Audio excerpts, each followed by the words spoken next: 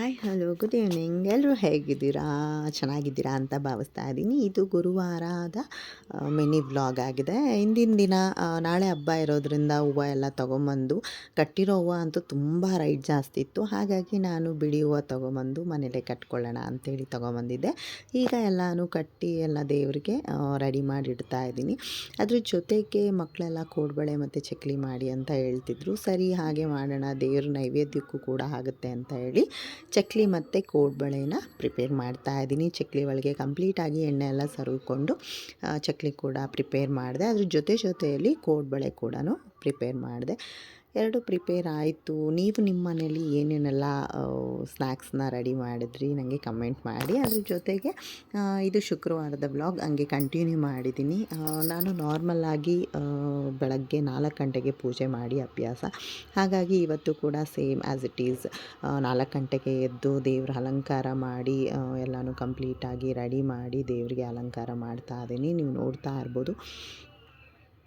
ಬೆಳಗ್ಗಿನ ಜಾವ ಬ್ರಾಹ್ಮಿ ಮುಹೂರ್ತದಲ್ಲಿ ಪೂಜೆ ಮಾಡಿದರೆ ತುಂಬ ಒಳ್ಳೆಯದು ಅಂತಾರೆ. ಹಾಗಾಗಿ ನಾನು ಕೂಡ ವರ್ಷ ಕೂಡ ನಾನು 4:30 ಎದ್ದು ಒಂದು 5 ಗಂಟೆ 5:30 ಒಳಗಡೆ ದೀಪ ಹಚ್ಚಿ ಅಭ್ಯಾಸ. ಹಾಗಾಗಿ ಇವತ್ತು ಕೂಡ ಸೇಮ್ ಹಾಗೇ ದೇವರಿಗೆಲ್ಲ ಅಲಂಕಾರ ಮಾಡಿಕೊಂಡು ಎಲ್ಲ ರೆಡಿ ಮಾಡಿ ಪೂಜೆನ ಮಾಡಿದೆ. ನಮ್ಮ ಮನೆಯಲ್ಲಿ ತುಂಬ ಸಿಂಪಲ್ಲಾಗಿ ನೀವು ನೋಡ್ತಾ ಇದ್ದೀರಲ್ಲ, ಹೀಗೆ ವರಮಹಾಲಕ್ಷ್ಮಿ ಹಬ್ಬನ ಆಚರಿಸ್ತು. ನೀವು ನಿಮ್ಮ ಮನೆಯಲ್ಲಿ ಹೇಗೆ ವರಮಹಾಲಕ್ಷ್ಮಿ ಹಬ್ಬನ ಆಚರಿಸಿದ್ರಿ ಅಂತ ನನಗೆ ಕಮೆಂಟ್ ಮಾಡಿ ತಿಳಿಸಿ. ಹಾಗೆ ಹೇಗೆ ಅನ್ನಿಸ್ತು ಈ ಒಂದು ವ್ಲಾಗ್, ಅಂದರೆ ಸಿಂಪಲ್ಲಾಗಿ ಒಂದು ವಿಡಿಯೋ ಮಾಡಿದ್ದೀನಿ. ಅದ್ರ ಜೊತೆಗೆ ಇದು ನಾನು ಪೂಜೆ ಮಾಡ್ತಾ ಇರುವಂಥ ಟೈಮಲ್ಲಿ ವಿಡಿಯೋ ಮಾಡಿ ಇಟ್ಟಿರೋ ಅಂಥದ್ದು. ಇದೆಲ್ಲವೂ ಇನ್ಸ್ಟಾಗ್ರಾಮ್ಗೆ ವಿಡಿಯೋ ಮಾಡಿಕೊಂಡಿದ್ದು, ಅದನ್ನೇ ನಾನು ಇದಕ್ಕೂ ಕೂಡ ಅಪ್ಲೋಡ್ ಮಾಡಿದ್ದೀನಿ. ನಾನು ಕೂಡ ಗ್ರೀನ್ ಆ್ಯಂಡ್ ಪಿಂಕ್ ಸ್ಯಾರಿ ಉಟ್ಟಿದ್ದೆ. ತುಂಬಾ ಚೆನ್ನಾಗಿತ್ತು, ನನಗಂತೂ ತುಂಬ ಇಷ್ಟ ಆಯಿತು. ಹೇಗಿದೆ ನನ್ನ ಸ್ಯಾರಿ ಇದನ್ನು ಕೂಡ ಕಮೆಂಟ್ ಮಾಡೋದನ್ನು ಮರಿಬೇಡಿ. ಹಾಗೆ ಅಮ್ಮಂಗೆ ಕೂಡ ಹುಷಾರಿರಲಿಲ್ಲ, ಅಮ್ಮ ಊರಲ್ಲಿದ್ದರು. ಹಬ್ಬಕ್ಕೋಸ್ಕರ ಅಮ್ಮನ ಕೂಡ ಮನೆಗೆ ಕರ್ಕೊಂಬಂದಿದ್ದೆ. ಅದು ಕೂಡ ತುಂಬಾ ಖುಷಿ ಆಯಿತು.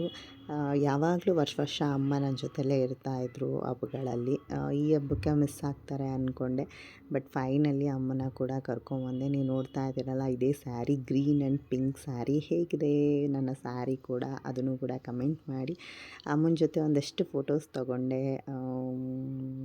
ಅಂದರೆ ತುಂಬ ಮಿಸ್ ಮಾಡ್ಕೊಳ್ತಿದ್ದೆ ಅವ್ರ ಊರಲ್ಲಿರೋದ್ರಿಂದ. ಹಾಗಾಗಿ ಅಮ್ಮ ಬಂದಿರೋದ್ರಿಂದ ಅಮ್ಮಂಗೂ ಕೂಡ ಸಿಂಪಲ್ಲಾಗಿ ರೆಡಿ ಮಾಡಿ ಒಂದಷ್ಟು ಫೋಟೋಸ್ ತೊಗೊಂಡೆ. ನಿಮ್ಮೆಲ್ಲರಿಗೂ ಈ ಒಂದು ವಿಡಿಯೋ ಇಷ್ಟ ಆಯಿತು ಅಂತ ಭಾವಿಸ್ತೀನಿ. ಹಾಗೆ ಇನ್ನೂ ನನ್ನ ಚಾನಲ್ನ ಯಾರೆಲ್ಲ ಸಬ್ಸ್ಕ್ರೈಬ್ ಮಾಡಿಲ್ಲ ಆದಷ್ಟು ಬೇಗ ಸಬ್ಸ್ಕ್ರೈಬ್ ಮಾಡಿ.